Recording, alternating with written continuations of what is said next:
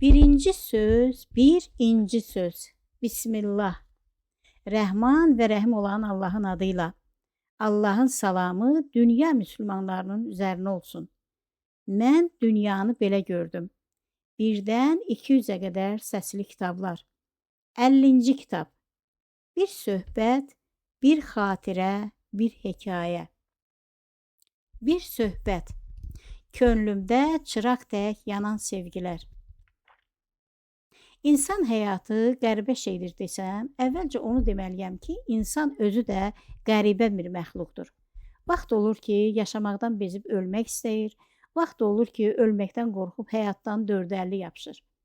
Ömür yolunda rastına çıxan problemlərlə uğraşmaqdan yorulub əldən düşmüş insan bir gün deyə bilər ki, bu dünya heç də yaşamalı dünya deyilmiş, başdan başa dərdi sərdir, çək ki çəkəsən. Əgər bu sözün təsirinə düşüb, hər kəs belə düşünməyə başlarsa, onda gərək biz bu dünyada yaxşı pis nə varsa, hamısını danaq, əlimizin bir hərəkəti ilə silib ataq. Baxaq görək, buna bizim haqqımız varmı? Onda bəs sevgi, bəs məhəbbət, bəs dünyanı çiynində daşıyan başqa ülvi hisslər, o hisslər ki, insan ruhunun mənəvi qidasıdır, insan həyatının mənasıdır, yaşamaq üçün insanın ən böyük stimuludur. Yaradan bizim qəlbimizi sevgilərlə ana-ataya, bacı-qardaşa, övlada, yoldaşa ünvanlanmış sevgilərlə doldurmasaydı, bu dünyada nə işimiz olardı? Biz burada nə gəzərdik? Bəs dünyanı bizim üçün var edib ixtiyarımıza buraxan, hər şeyi bizə uyar şəkildə xəlq edən Yaradanın bunca zəhmətini hara qoyaq? Biz həyatından bezmiş, yorğun bir insanın düşüncələri ilə razılaşsaq, o boyda zəhməti də, insanlığın minilliklər boyunca keçib getdiyi ömür yolunu da danmış olarıq ki, bu da çox böyük haqsızlıq olar. Həm Yaradana, həm də özümüzə.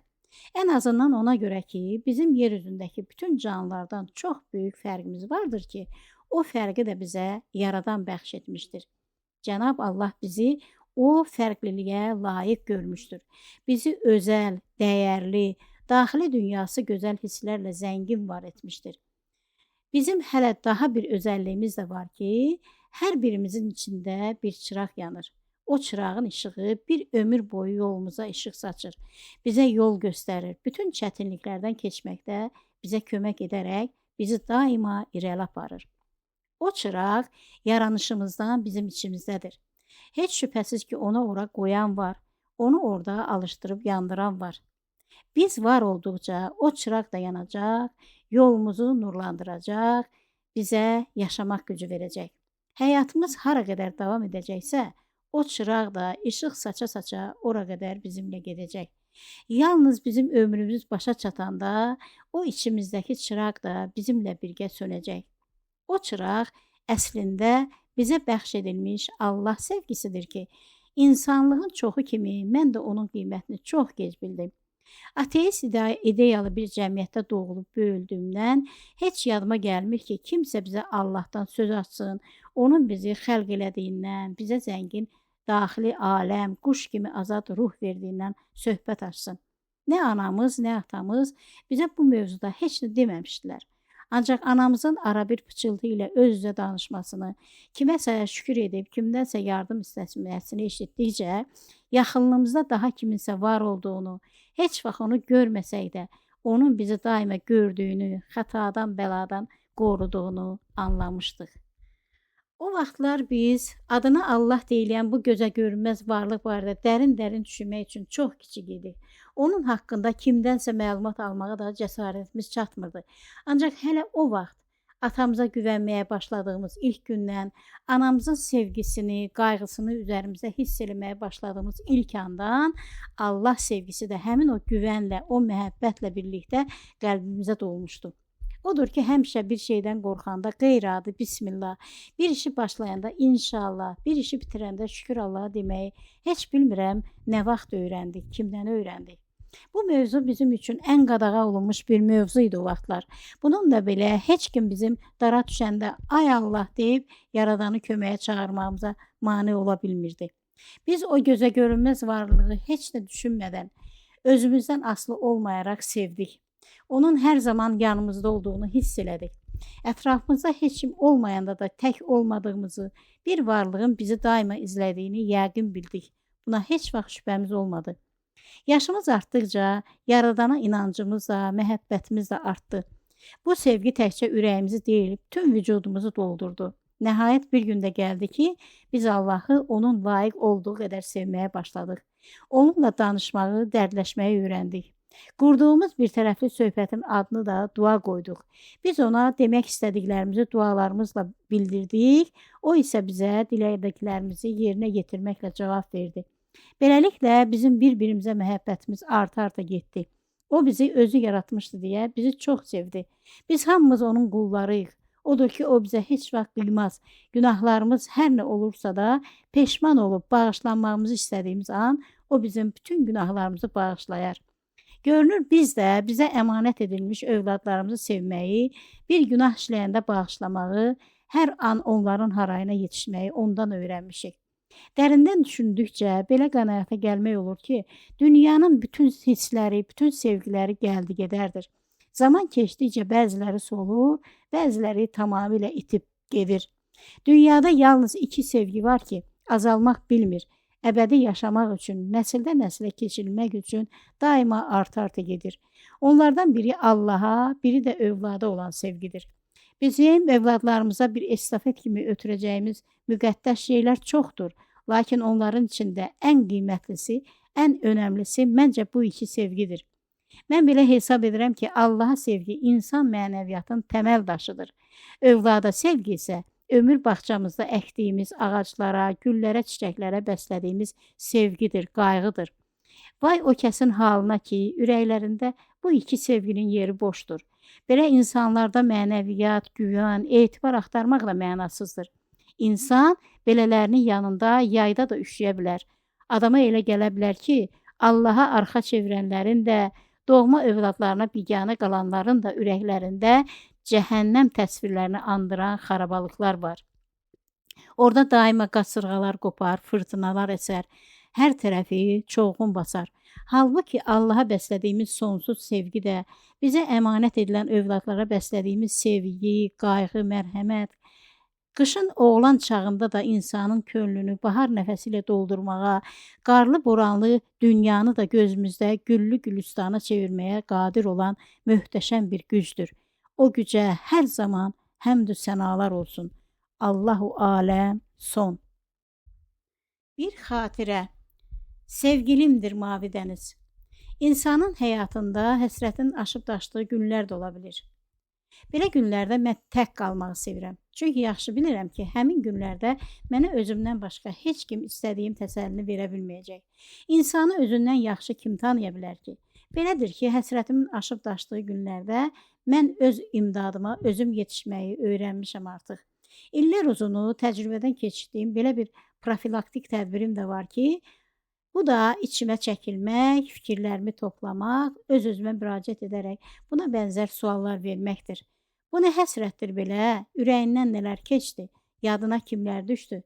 Sən öncə bir sakitləş, sonra Rəbbinə şükür elə ki, həyatdasan, yaşayırsan. Ardından da bax gör, sənə huzur gətirə biləcək bildiyin nə varsa, onu xatırla, onu gözlərinin önünə gətir. Görəcəksən, xatırladığın, gözünün önünə gətirdiyin o şey səni sakitləşdirəcək. Düşün, gör bu an yanında nəyin olmasını istəyirsən. Mən bu metoddan dəfələrcə istifadə eləmişəm. Dəfələrcə sınaqdan keçdiyim üçün də artıq bilirəm ki, bu təlimat bu dəfə də mənim işimə yarayacaq. Odur ki, dərhal gözlərimi yumuram, bu sualın cavabını axtarıram içimdə. O qaranlıqda əvvəlcə həzin bir şırıltı eşidirəm. Sonra narın ləpələri yırğalana-yırğalana gah mənə doğru gələn, gah da küsüb gedən firuzə rəngli dənizi görürəm öz içimdə. Özüm də təəccüb qalıram ki, sonuna qədər hüdudlarını belə görə bilmədiyim bu böyüklükdə dənizi mən hər zaman ürəyimdə daşırmışam, sən demə. Üfüqdə mavi səma ilə birləşib daha da artan həcmi ilə ürəyimə sığınmış bu dəniz. Anlayıram ki, bu Allahın bir lütfüdür. Yoxsa o boyda dəniz necə sığardı ürəyimə?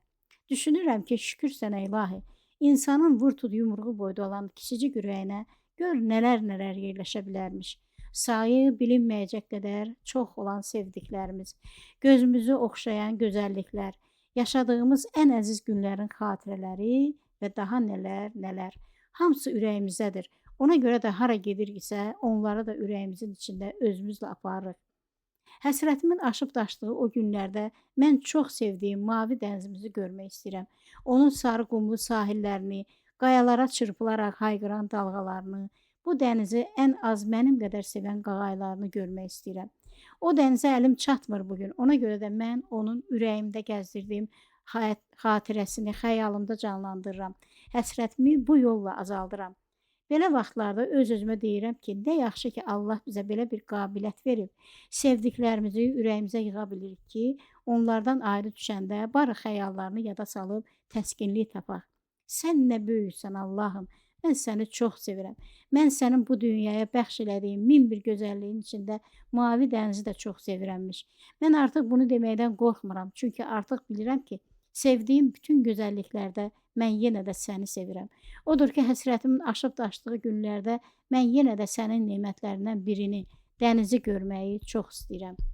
Sənin yaratdığın o gözəl dənizin pıçıltıyla, bənzər laylaları ilə böyümüşəm mən.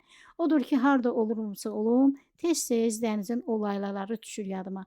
İndi də həsrətimin mənə güc gəldiyi bir anda onları bir daha eşitmək üçün gözümü yumuram. O qaranlıqda dəniz necə vardısa da elə də görünür gözümə. Dənizin narın-narın yırğalanan ləpələri layla çalır yenə mənə. Mənsə gözəl dənizi görmək üçün mənə verdiyin o gözlərə görə, dənizi görmədiyim zamanlarda da onu xəyalan gözümün önündə canlandırmaq kimi bir qabiliyyəti də mənə bəxş etdiyinə görə sənə şükür edirəm. Sənə şükürlər olsun ya Rəbbim. Əlhəmdülillah. Son. Bir hekayə. Dam üstədir damımız. Bir insanın sevdiyi qızla qonşu olması heç də yaxşı şey deyilmiş. Bunu hər kəs anlamaz. Ancaq qonşuda qız sevənlər anlayar. Qonşuda qız sevənlərin sevdiklərinə qovuşmaları da hər zaman mütləq şərt olmaz. Qovuşanlar da olar, qovuşmayanlar da olar. Bəzən hələ buna da şükür eləmək lazım imiş. Çünki günlərin bir günü qonşuda qız sevməyin altından heç gözlənilməyən elə bir şey ortaya çıxa bilər ki, bundan insanın ürəyi bir ömür boyu sağalmaz bilməyən dərin yara alar, həyatının qalan hissəsini də o ürək yarası ilə yaşamalı olar. Bu durumda bir gün sən saydığını say, gör fələk nə sayır, atalar sözü ilə üz-üzə qalanlar da ola bilər ki, belələri məni daha yaxşı anlayar.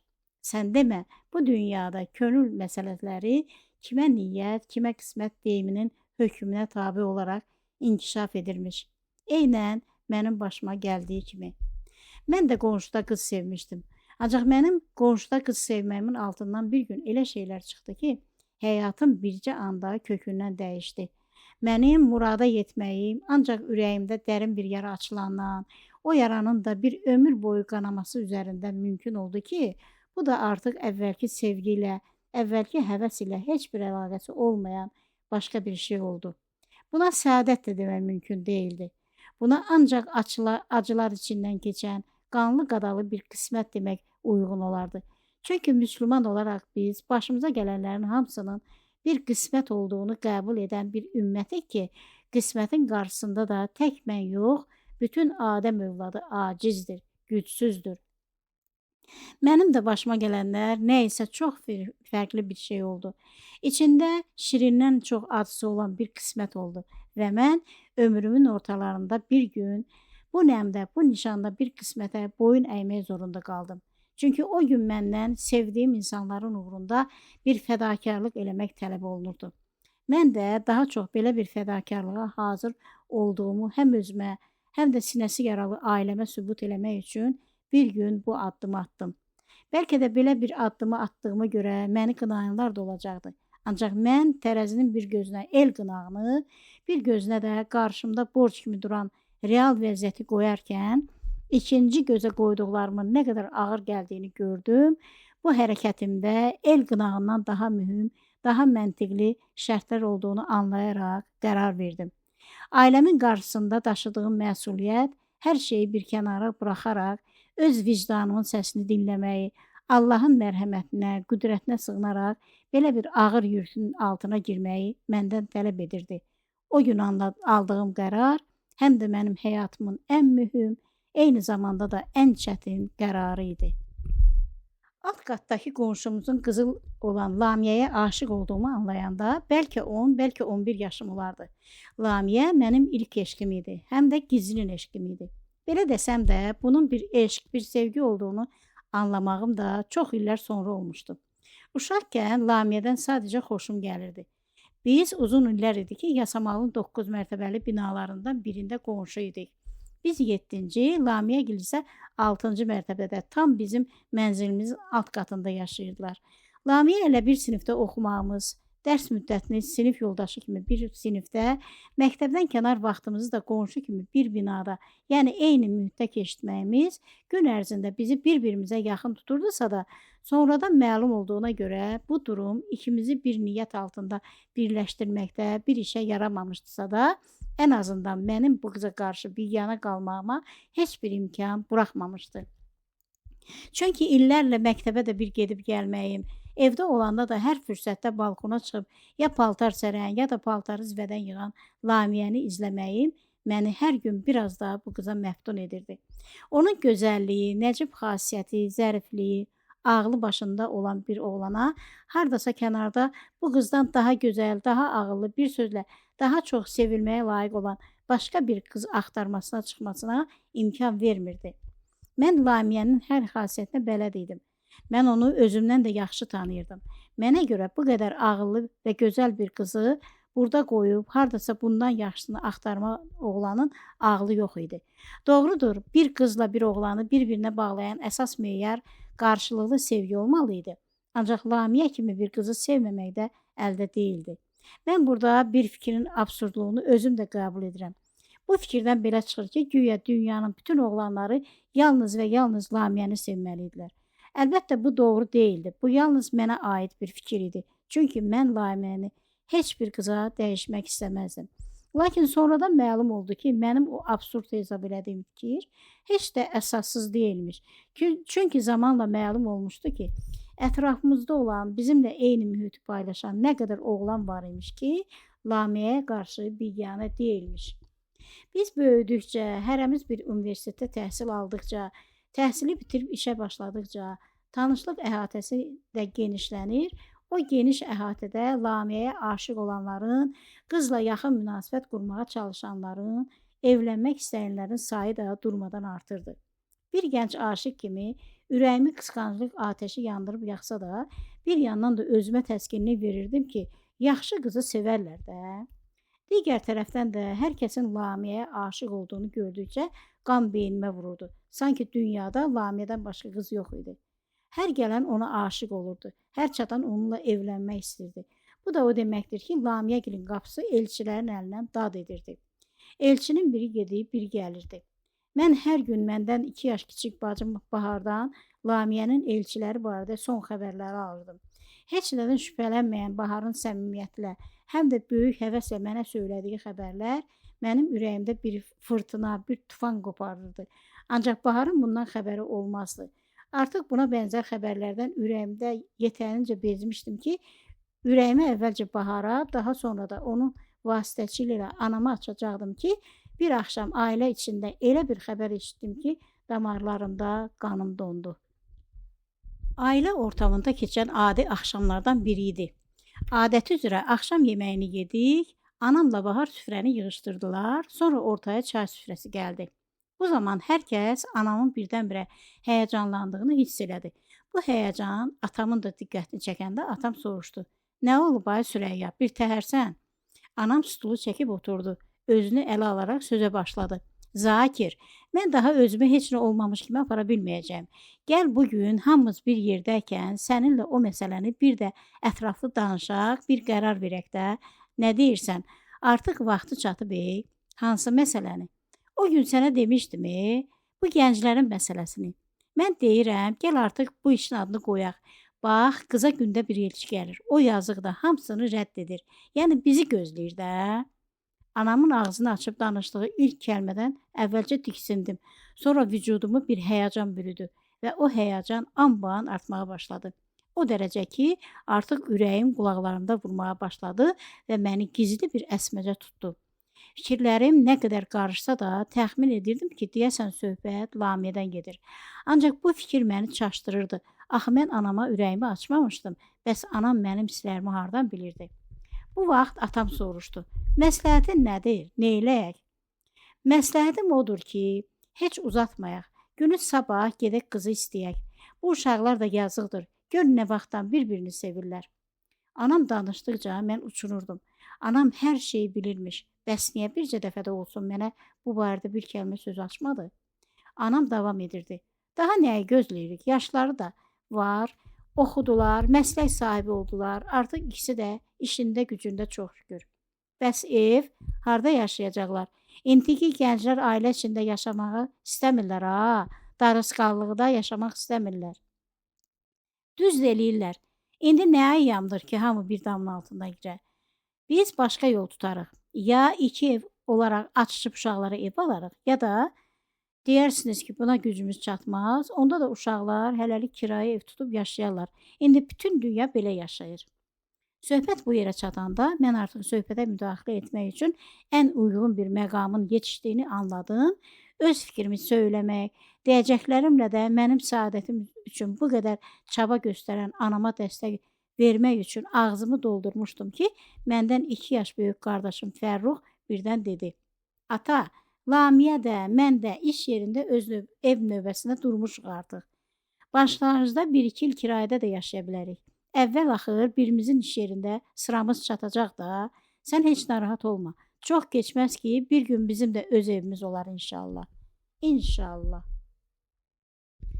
Mən də bayaqdan bax elə bunu deyirdim. Qonşuda qız sevmək heç yaxşı şey deyilmiş.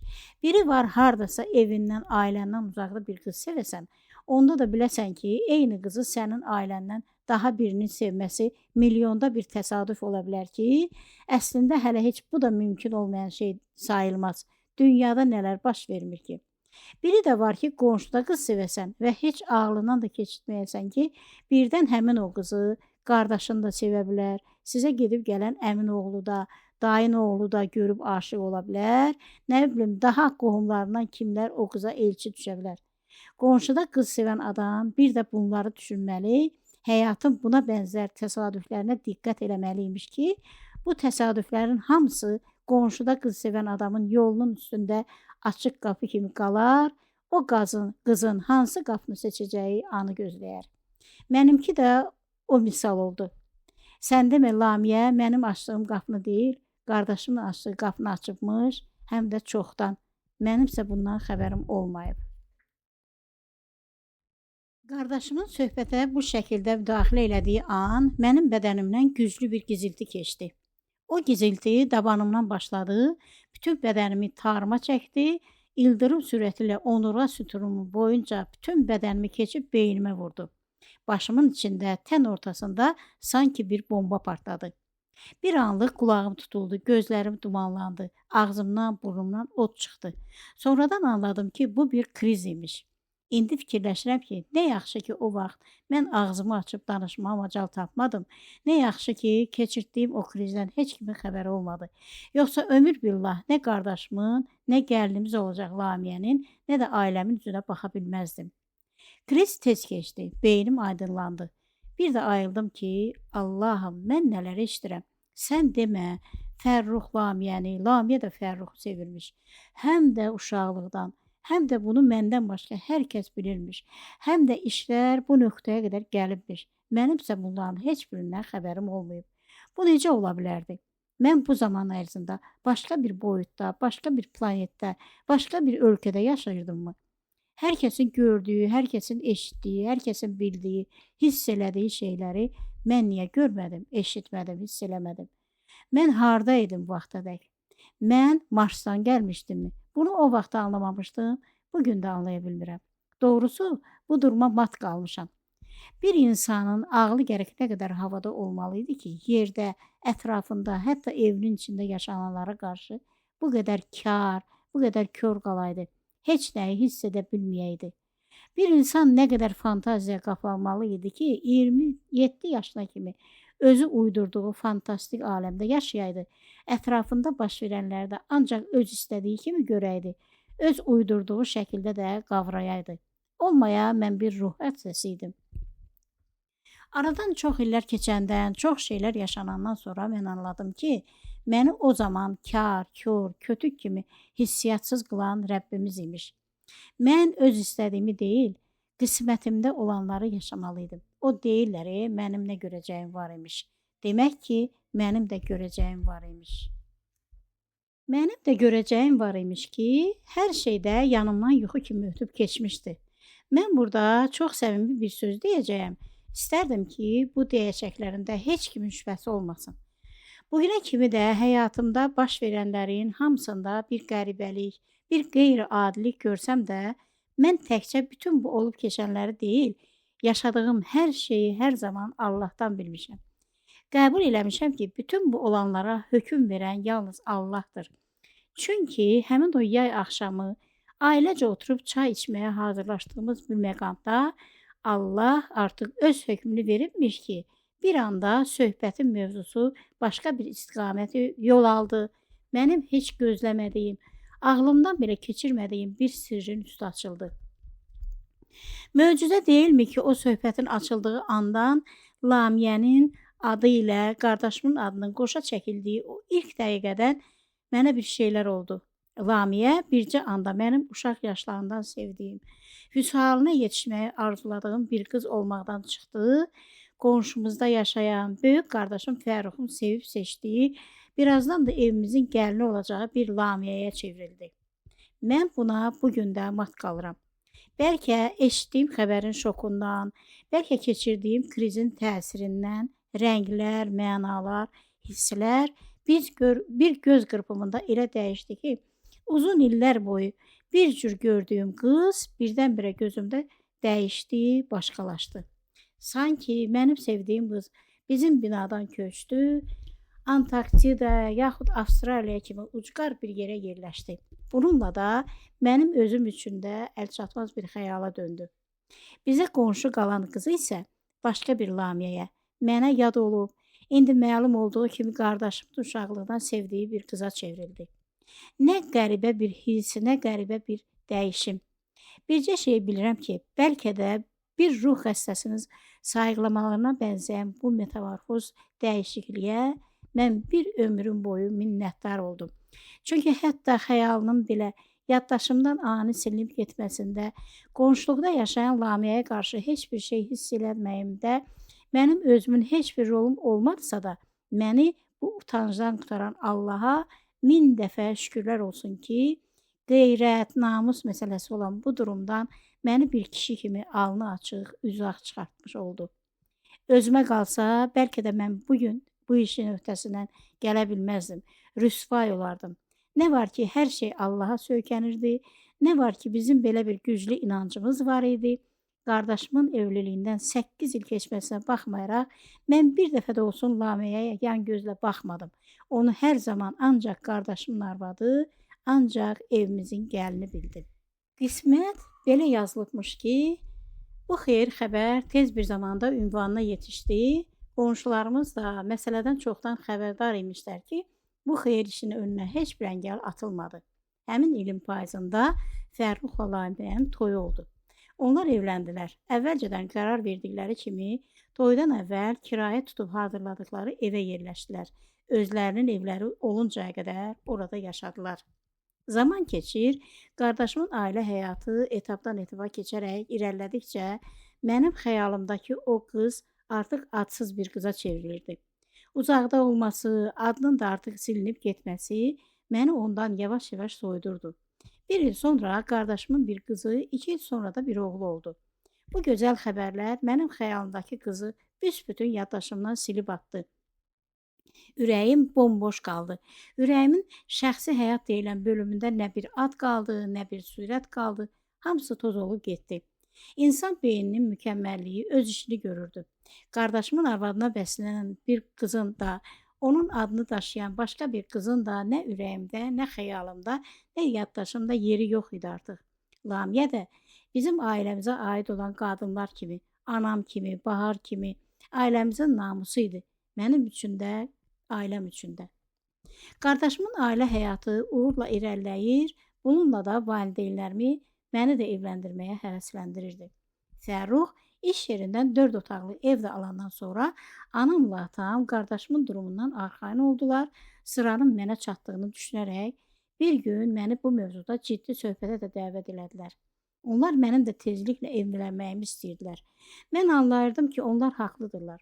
33 yaşına çatmış bir gəncin evlənməməsi bəzi düşünən beyinlərdə suallar əmələ gətirə bilirdi. Ona görə də mən valideynlərimi qorxuya salmamaq üçün onların bütün dedikləri ilə razılaşır, söhbəti uzatmırdım. O gündən gah anam, gah bacım mənə uyğun qız tapır, fikirlərimi xəlvətdən mənə çatdırırlar. Ancaq mən fikrimi açıq söyləməsəm də heç evlənmək istəmirdim. Ona görə də yox ki, qızlarda bir qüsur görürdüm. Ona görə ki, qəlbim susurdu. Mən bu şərtlər altında evlənmək istəmirdim. Ən azından ürəyim mənə bir siqnal verməli idi ki, mən də başımı qaldırıb qarşımda dayanan qıza diqqət yetirəydim. Halbuki ürəyim inadla susurdu. O aralarda Bahara da qismət çıxdı. Bahar da ata evini tərk edib getdi. Özünə yuva qurdu. Qaldım mən. Həm də anamın hər dəfə əsəbləşərkən dediyi kimi, göz dağı kimi ortada qaldım. İndi məni daha çox sıxışdırır, daha çox namizədlər tapırdılar.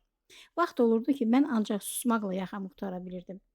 Mən yaşlı valideynlərimi ələ salar kimi onlara ürəyim susur, yaxud elektrik hiss eləmirəm kimi gülünç sözlər deyə bilməzdim. Mən özümü ağır təbiət insanlardan sayırdım. Ona görə də belə şitliklər nə özümə, nə də anama atama yaraşdırmırdım.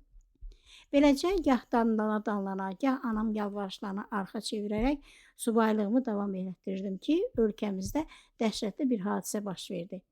Ölkənin sərhədyanı rayonlarında 30 ildir yerini bərkidib oturmuş erməni işğalçıları növbəti dəfə adından bədnam atəşkəsi pozdular.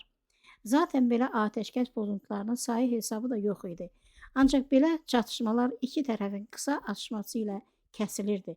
Doğrudur, bu qısa sürətli atışmalar zamanı da həm o tərəfdən, həm bu tərəfdən ən azı 1-2 döyüşçü həlak olurdu. Utana deyəcəyim ki, biz artıq belə atışmalara da hər gün boş-boşuna qurban gedən o itkilərə də alışmışdıq. Deyəsən, eyni şeyləri eşidə-eşidə bir xalq olaraq hər cür faciəyə adi bir şey kimi baxmağa, normal qəbul eləməyə başlamışdıq. Kimlər həlak olurdu, kimin evinə atəş düşürdü, bunu artıq heç düşünən də yox idi. Çünki artıq nə vaxt idi ki, mənasız savaşların, insan ölümlərinin adi bir şey kimi qəbul edildiyi bir dünyada yaşayırdıq. Bu dəfə çatışma həmişəkindən güclü oldu. Uzun sürdü. Ermənilər qudurub müəyyən olmuş yerlərdən biraz da irəli çıxdılar. Azərbaycan hökuməti onlara yaxşı bir dərs vermək, onları bir xeyli geri oturtmaq məqsədi ilə ümumi hərbi çağırış elan elədi. Çünki aydın məsələ idi ki, çatışma genişlənib müharibə halını alsaydı, orduya, sivil gənclərin sıralarından əlavə gücə ehtiyac olacaqdı. Düşmənə qarşı qoymaq, güclü zərbələr endirmək niyyəti ilə savaşa könüllülər də çağırılmaya başlandı. Könüllülərin siyasına adını ilk yazdıranlardan biri mən oldumsa da, mənə bu döyüşdə iştirak eləmək nəsib olmadı. Mənim dövlət əhəmiyyətli bir sahədə çalışdığımı nəzərə alaraq mənə rədd cavabı verildi. Bir gün sonra eşitdik ki, ölkənin minlərlə gənci kimi Fərrux da adını könüllülər siyasına yazdırıb vətən yolunda əskəri xidmətə getdir. Anam çox ağladı, yalvardı. Lamiyə çox ağladı, yalvardı. Ancaq nə ana atam, nə bacım, nə də mən daxil olmaqla heç birimiz onu yolundan döndərə bilmədik. Fərrux cəbhəyə getdi. Çatışma geniş vüsət alaraq sərhəd boyunca yayıldı. Toplamda 8 gün, həm də gecə-gündüz davam elədi. Şərəfli ordumuz düşməni müəyyən qədər geri oturtmaqla susturdu. Ancaq əldə edilmiş bu qələbə xalqımıza baha başa gəldi. Cəmsi 8 gün davam edən savaşda 150 nəfər gənc vətən övladı həyatından oldu. Şəhid düşdü ki, bunlardan biri də mənim böyük qardaşım Fərrux oldu. Ailecə yasa batmağımız bir yana, ancaq ortada mənim vicdanımı sızladan cavabsız suallar da var idi ki, mən aylarla o suallara cavab axtarırdım, ancaq tapa bilmirdim. Fərruxun belə bir savaşda həyatını qurban verməyinə ehtiyac var idimi? Gənc həyat yoldaşını başsız, körpə balalarını yetim buraxmağa haqqı var idimi? Subaylar, dullar, bərkdən borcdan çıxmışlar dururkən, onun özünü odun alovun içine atmağına dəyərdimi? Sonradan mən çox vacib bir şey də anladım. Biz buna bənzər sualları bir gün axşama kimi sıraya düzə bilərik. Ancaq bu suallar bizi yandırıb yaxmaqdan, Fərrux kimi igid bir oğlun, bir qardaşın, bir yoldaşın canını könüllü olaraq vətən yolunda fəda etməsinə kölgə salmaqdan başqa bir işə yaramazdı. Çünki alın yazısı deyilən, qismət deyilən bir şey var idi. Biz müsəlmanıqsa əgər, bu başımıza gələnlərdə artıq bu suallara yer yoxdur. İlahi təqdirə inanaraq başımıza gələnlərlə barışmalıyıq. 5 əsr bundan əvvəl yazılmış bir qədəri yaşadığımızda inanmalı, bundan həyatımızı davam elətdirməyə yetəcək qədər güc almalıyıq. Başına faciə gəlmiş bir insan üçün də bundan gözəl, bundan təsirli bir təsəlli də yox idi zaten. İllər keçir, bəzi yaralar bəlkə qaysaq bağlayırdı, bəzi yaralar bəlkə hələ də qanayırdı. Ancaq bununla belə həyat öz yoluna davam edirdi. Ölənlərlə ölmək mümkün olmadığı üçün həyatdakılar da yaşamaq üçün özlərində güc tapır, həyatları şikəst, sınıq-salxaq qalsa da, o sınıq-salxaq taleyləri ilə də yaşamağa davam edirdilər. Aradan illər keçdikcə həyat da öz qanunlarını ortaya qoyur, öz tələblərini diktə edirdi. Onsuz da əhalisinin böyük bir qismi kasıbçılıqdan əziyyət çəkən Azərbaycanda yaşamaq gün-gündən daha da çətinləşirdi. Ölkəni bürünmüş işsizliyin içində özünə iş tapa bilməyən, buna görə də damın altında bir qismət çörəyə möhtac qalan ailələrin sayı durmadan artırdı. Hökumət bu istiqamətdə heç bir tədbir görmürdü deyə millətin çoxu baş götürüb xarici ölkələrə gedirdi. Gedənlər az deyildi, ancaq qalanlar da daha çox idi. Qalanların, qalaraq ölkədə baş alıb gedən kasıbçılıqla, qanunsuzluqla, ədalətsizliklə mücadilə aparanların sayı daha çox idi.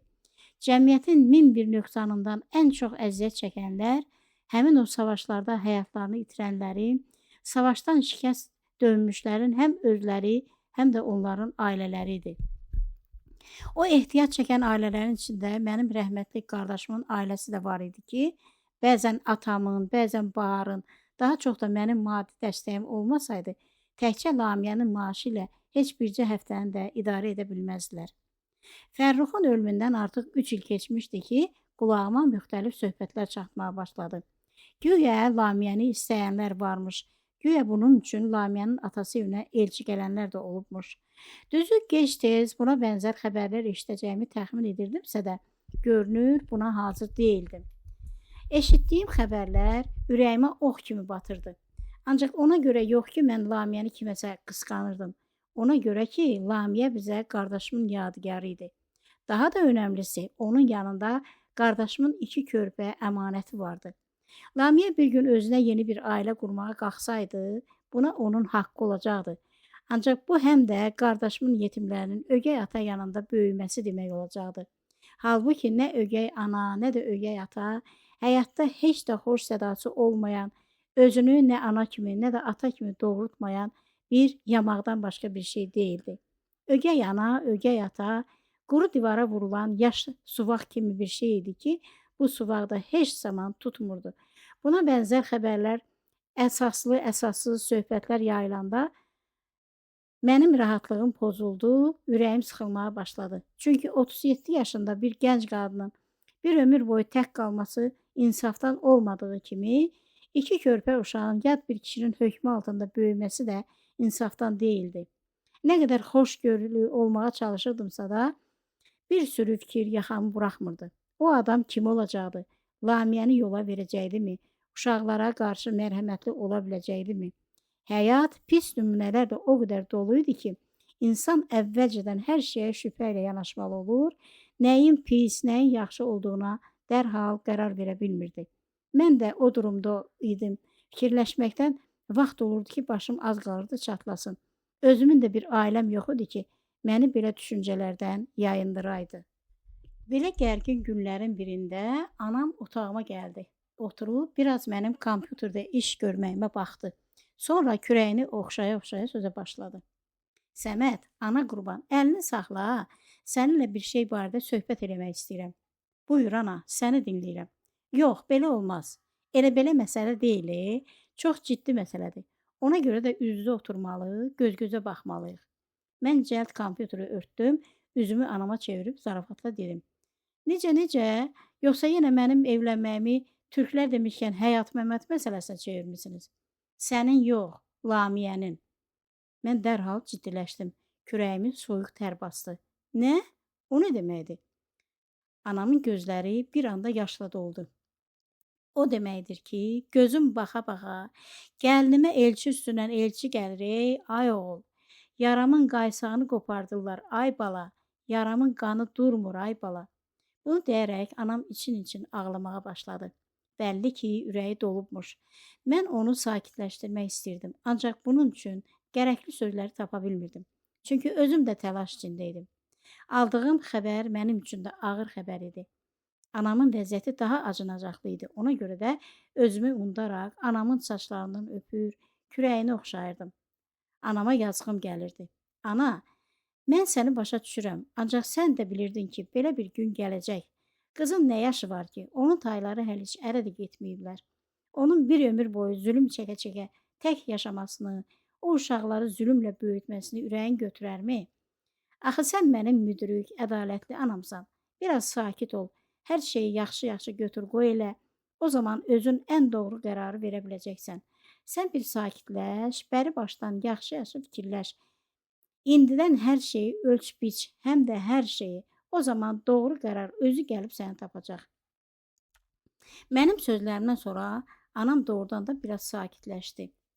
Elə biz də sən deyən elədik. Öz aramızda çox şeyləri fikirləşdik, ölçdük, biçdik. İndi mən də sənə o məsələni deməyə gəlmişəm, oğlum. Buyur ana, səni dinləyirəm. Oğlum, bax, mənim indi deyəcəklərim sənə qorxunc gələ bilər. Ağla sığmaz görünə bilər. Ancaq sən səbirli ol, məni sonu kimi dinlə. Ən başda niyyətimizi anlamaq çalış. Dərhal cavab da vermə. Mən təlaş keçirməyə başladım. Olmaya artıq Lamiyəni kiməsə verməyə çalışırlar. Olmaya Lamiyə artıq kiməsə söz verib, kimisə ki seçib. Bunları düşünərək hövsələmi itirdim.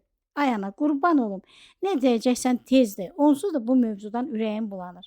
Bilirəm oğlum, ağırdır, çox ağırdır. De görüm nədir məsələ?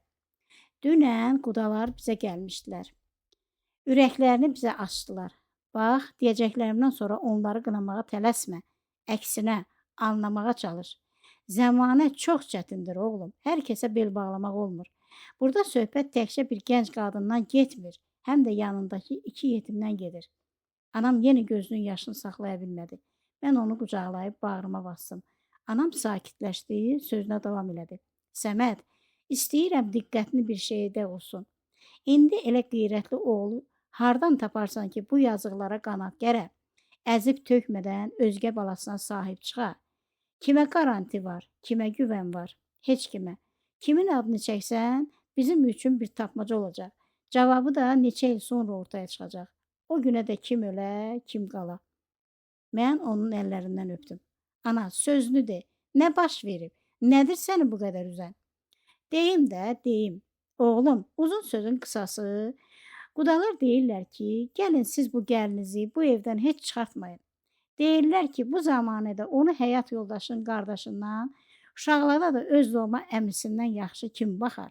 Nə? Mən elə bağırdım ki, öz səsimdən özüm də qorxdum. Eşitdiklərimdən az qala dəli olacaqdım. Ana, sən nə danışırsan? Ana, siz dəli olmuşsunuz. Heç elə şey olar. Millət buna nə deyər? Lamiyə buna nə deyər? Ana, sən belə bir şeyi mənə necə deyə bildin? Yerə girməyim gəldi. Anam yenə də göz yaşına güc verdi. Ay bala, bəs nə eləyək? Gör necədir ki, yazıqlar özləri üzlərinə üz çəkib belə bir təkliflə qapımıza gəliblər. Sən indi qaynar başla aləmi bir-birinə qatma. Biraz sakitləş. Özün dediyin kimi hər şeyi ölç, biç. Sonra gör ürəyin sənə nə deyəcək? Gör ağlın sənə nə yol göstərəcək? Ana, hər şey bir yana. Bəs qardaşımın ruhundan da ayıb deyilmi? Ay oğul, ay başına dörüm. Bir başqası Lamiyə ilə evlənsə, nadürüst çıxsa, qardaşının arvadına, uşaqlarına zülm eləsə, o daha da yaxşıdır. Burada isə onun da ruhu şad olacaq, gözü arxada qalmayacaq. Biləcək ki, ailəsi bizə, daha çox da sənə əmanətdir. Anamın yanıma gəldiyi, mənə ürəyini açdığı gündən bir xeyli keçmişdi. Mən artıq sakitləşmişdimsə də, nəinki Laminənin, Nəinki onun valideynlərinin, hətta doğmaca atamın da üzünə baxmağa utanırdım. Elə bilirdim ki, hamı mənə bir binamusa baxan kimi baxır. Hamı məni qınayır. Bu fikirlə hələ uzun zaman içimdə əzab çəkəcəkdim ki, bir gün atam məni təklikdə yaxaladı. Eyni mövzunu bu dəfə atam açdı. Səməd, sən haqlısan. Bizim sənə təkbir etdiyimiz şey hər gün rast gəlinəcək şey deyil. Ancaq özün düşün, o qız kimə getsə, ona tabe olmalı olacaq. O adam izin versə, biz oğlumuzun yadigarlarını görəcəyik. Verməsə, yox. Hələ o adam necə biri olacaq, onu da bilmirik. Həyatda nələr olur, özün də görürsən. Belə də sən pis şey görmürsən ki, qardaşının ailəsinə sahib çıxırsan da, burada bir günah da yoxdur ki, əksinə böyük bir savab var. İndi ki, bu vaxta qalmısan, indi ki, bu günə kimi də ürəyinə yatan bir qız tapmamısan, bəlkə elə qismət belə olacaqmış, bəlkə elə buna görə qismət səndən yan keçirmiş. Allahın işini nə bilmək olar? Sən biraz da fikirləş. Gör ağlın, vicdanın sənə nə deyir? Ata, bu qədər söz danışırsınız. Ancaq heç demirsiniz ki, Lamiyə özü bu barədə sizə nə deyir? Var onun bu məsələdən xəbəri varmı? O yazıq nə desin? O da sənin vəziyyətindədir. O da bizim hamımızı dinləyib, ancaq səndən fərqli olaraq heç daş atıb başını tutmadı. Sakitcə fikirləşir. Bəlkə sənin qərarını gözləyir, bəlkə ürəyini dinləyir. Bilmirəm axı. Axır ki, hələ susur. Atamla danışandan sonra əvvəlli başlı sakitləşdim. Hər şeyi bir də başdan götür-qoy elədim. Bu dəfə valideynlərimizin təklifinin daha məntiqli, daha məqsədə uyğun olduğunu qəbul elədim. Yazıqlar hər şeyi düşünürdülər. Gənc qadın necə bir adamın əlinə düşəcəyindən, özgə yanında bu uşaqların halı necə olacağından əndişə yaşayırdılar. Haqlı idilər də. Bu fikirlər məni də narahat edən, gecələr yuxumu qaçırdan fikirlər idi. Belə düşünsəm də qərar verməyə tələsmədim. Lamiyənin susması məni yaran qoymuşdu. Çünki Lamiyənin susması mənimlə evlənmək istəməməsi üzündən, utandığından, yaxud tamamilə başqa bir adam haqqında qərar vermək istəyi üzündən ola bilərdi. Vaxt keçdikcə özümü bir imtahan qarşısında olaraq görür, anamın, atamın sual dolu baxışlarını üzərimdə hiss edirdim. Anlayırdım ki, onlar məndən cavab gözləyirlər. Ancaq mən verəcəyim qərarın doğru olacağından əmin deyildim. Bəlkə Lamiyənin də fikrini bilsəydim, qətiyyətim artardı. Ancaq Lamiyə ilə üz-üzə gəlmək bu günlər mənim üçün ən çox qorxduğum şey idi. Beləcə, aradan 3 ayda keçmişdi ki, binamızda xeyir iş baş verdi. Lamiyənin kiçik bacısına nişan gəlirdi. Qonşu da olsaq, qohum da olsaq, mən bu məclisdə iştirak eləmək istəmədim. Anamla atam Bahar da öz ailəsi ilə alt mərtəbədə idilər. Mən isə evdə tək qalıb işlərimlə məşğul idim. Birdən qapı döyüldü, gedib açdım. Qarşımda Lamiyəni gördüm. Allahın qüdrətinə hələ də heyran qalmışam ki, nə var ki, bizi bir-birimizə yaxınlaşdırmağı murad eləmişdi. Qarşımda qardaşımın arvadı Lamiyənin yerinə, qardaşımın arvadı olacağını bildiyim gündən üzünü belə unutduğum, xəyalını da yaddaşımdan sildiyim həmin o əvvəlki Lamiyə durmuşdu. Mənim uşaqlıqdan sevdiyim, xəyalını ürəyimdə, ağlımda gəzdirdiyim qonşu qız. İkimiz də bir müddət donub qaldıq. Sonra mən özümü ələ aldım. Gəlsənə. Salam. Salam. Vaxtın varsa səninlə danışmaq istəyirəm. Buyur. İkimiz də salona keçib divanda oturduq. Bilə-bilə üz-üzə oturduq. Mən ona, o isə yerə baxırdı. Bilmirəm xəbərim var yoxsa yox.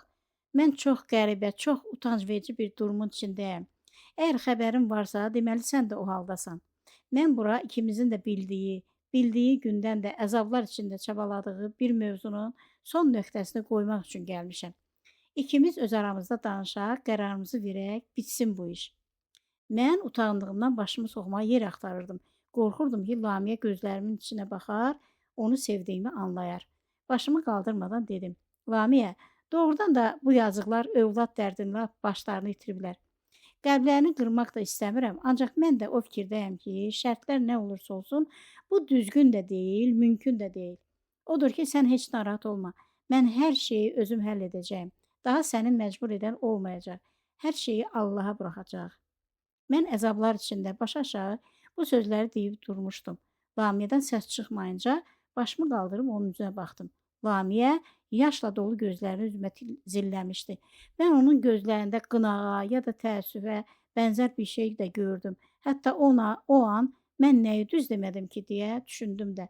Lamiyə səriyən dodaqlarını güclə bir yerə yığıb soruşdu. Niyə? Bu an onun göz yaşları yanağından aşağı süzülürdü. Nə niyə? Deyə soruşaraq bu dəfə mən təəccüblə onun üzünə baxdım. Niyə mümkün olmazmış? Niyə düzgün deyilmiş?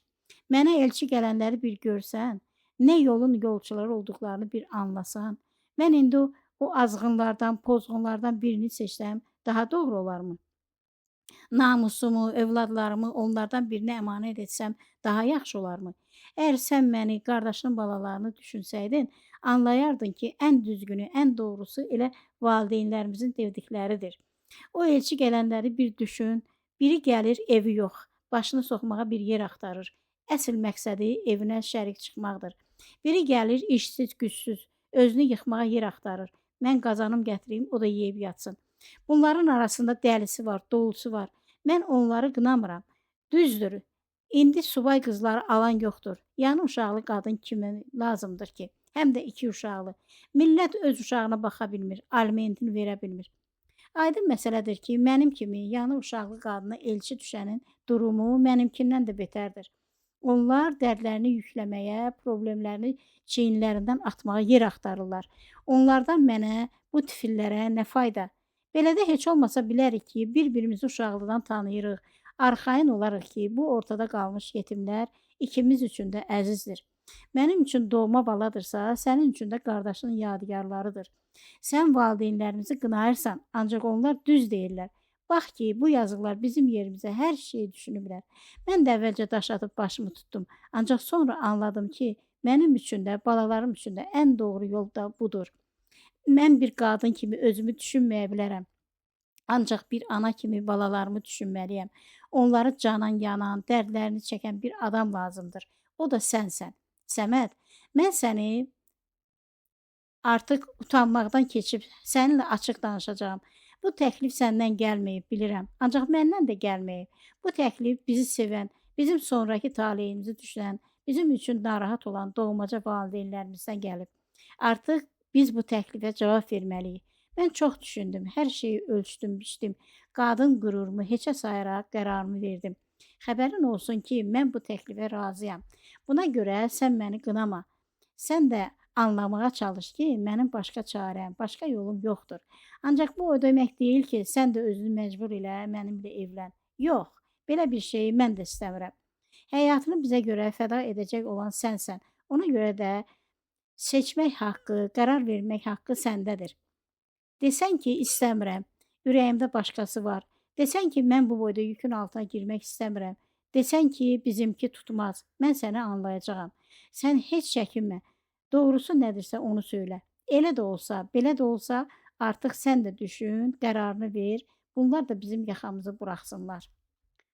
Lamiyə utana-utana ürəyini boşaldanda mənim ürəyimdəkilərdən xəbəri yox idi. Halbuki mən çox düşünmüş, əslində qərarımı da vermişdim. Hətta nə vaxt idi ki, başqa heç nə düşünə bilmirdim. Beynim bu fikirlə, verəcəyim qərarla məşğul idi. Mən o an bunu boyuma alıb etiraf eləməsəm də, həqiqət bu idi ki, mən ancaq Lamiyənin qərarından nigaran idim. Yoxsa özüm artıq gecə-gündüz dua edib Allaha yalvarırdım ki, bizim bundan sonraki taleyimizi bir yazsın. Dualarım qəbul olunandan, Lamiyə də qarşıma bu söhbətlərlə çıxandan sonra yolumuza çıxacaq heç bir maneə qalmırdı. Bu söhbətdən 3 gün sonra mən də qərarımı verdim. Biz heç kimi başımıza toplamadan, səs-küy salmadan Lamiyə ilə nikah kəsdirib evləndik. Mən Lamiyə ilə uzun bir ömür yaşadım. Sonra da bizim bir qızımız, bir oğlumuz da oldu. Biz qardaşımın uşaqları ilə öz uşaqlarımızı bir-birindən ayırmadan sevə-sevə böyütdük, ərsəyə gətirdik. Mən bilmədim qardaşım bu vəziyyətdən razı qaldımı, yoxsa necə deyərlər məzarında çevrildimi? Bunları o dünyada onunla qarşılaşanda biləcəkdim. Ancaq mən bircə şeydən arxayın idim. Bircə şeydə qardaşımın ruhu qarşısında özümü günahkar saymırdım. Bu da o idi ki, bir ömrü birlikdə yaşadıqsa da, Lamiyə heç vaxt mənim onu uşaqlıqdan dəlicəsi sevdiyimi, mənim ilk eşqim olduğunu bilmədi. Mən bunu ona heç vaxt demədim. İstədim ki, o məni əvvəlcədən də sevdiyi bir qadınla nəfsi üzündən evlənən bir kişi kimi deyil, ancaq qardaşının ailəsinə sahib çıxan qeyrətli bir kişi kimi tanısın, mənə güvənəcəksə, belə bir insan olduğum üçün güvənsin. Bu mənim qardaşımın ruhu qarşısında həm vicdan borcum, həm də üstümə götürdüyüm zindan kimi ağır bir öhdəçiliyim idi. Həyatımda çox sevdiyim yeganə qadınla evli idimsə də, bunu heç vaxt dilimə gətirmədim. Ən dərin duyğularımı ömrümüzün son gününə kimi ondan gizli tutaraq yaşadım. Qərar verdim ki, qonşumuzun qızı olan Lamiyəni uşaqlıqdan böyük məhəbbətlə sevdiyimi heç kim bilməyəcək, o sir mənimlə məzara gedəcəkdir. Belə bir fədakarlığı ona görə elədim ki, qardaşımın nakam ruhu huzur içində yatsın. Əgər Allah ailəsinin əmin əllərdə olduğunu qardaşıma əyan edərdisə, var bu mənada ruhu şad olsun. Allahu aləm son. İnşallah növbəti 51-ci kitabda görüşmək ümidi ilə Allaha əmanət olun.